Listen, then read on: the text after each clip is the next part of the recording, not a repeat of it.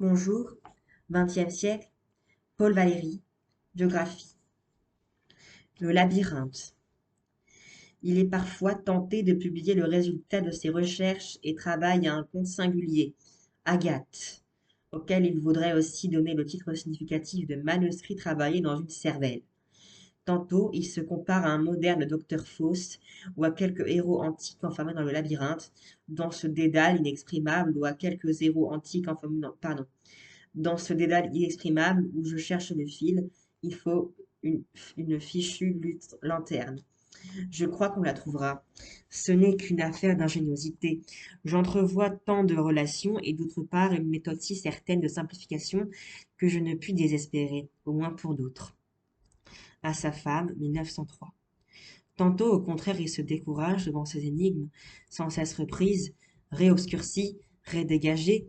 Seul le fil de ma vie, dit-il, seul culte, seule morale, seul luxe, seul capital et sans doute placement à fond perdu. À André Lebey, 1906. Retour à la poésie. Au cours de ce long silence, Paul Valéry ne s'était pas détourné des milieux artistiques. Jusqu'à la mort de Mallarmé, il avait compté parmi les intimes du maître. La solitude lui étant, disait-il, trop bruyante, il fréquentait aussi les écrivains Pierre-Louis, Gide, Hérédia, Vielle-Griffin, Fontenas.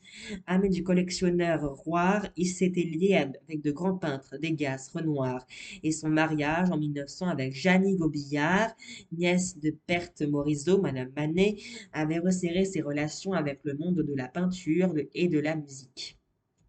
De temps à autre, surtout en écoutant les opéras de Gluck ou de Wagner, il reconnaissait à son émotion qu'en début de son silence, il était resté lyrique. La jeune Parc. Le poète qui sommeillait en lui fut enfin réveillé, comme par accident à l'instigation de Gide et de Gaston Gallimard, qui l'avait invité en 1912 à publier ses vers de jeunesse, il se mit à les retoucher et entreprit bientôt, pour compléter le recueil, un court poème qu'il allait devenir La Jeune Parc. On lira plus bas l'étonnante histoire de ce monument lyrique, conçu d'abord comme un exercice et réalisé auprès d'un labeur acharné de 1913 à 1917. Charme. Le succès de la jeune Parc fut immédiat.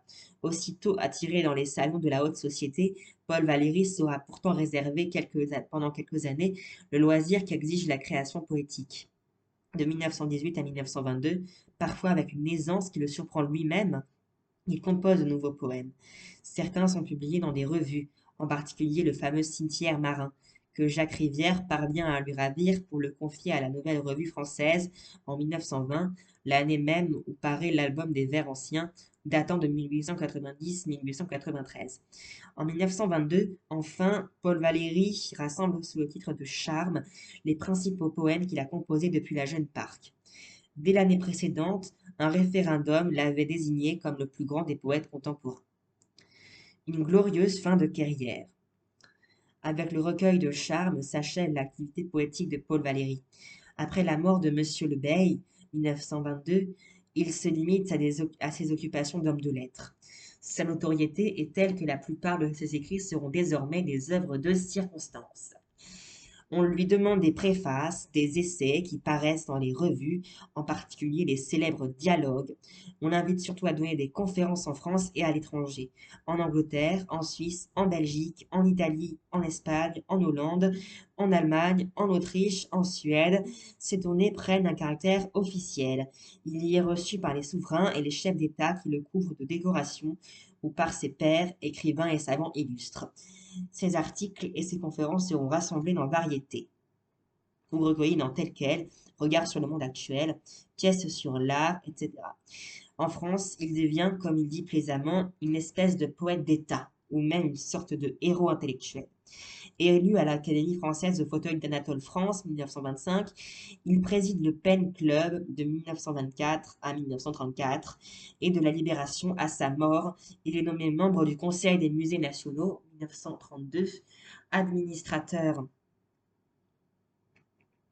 du Centre universitaire méditerranéen 1933, président de la 5e session des arts et lettres à la Société des Nations 1935, titulaire de la chaire du poétique de poétique au Collège de France, 1937.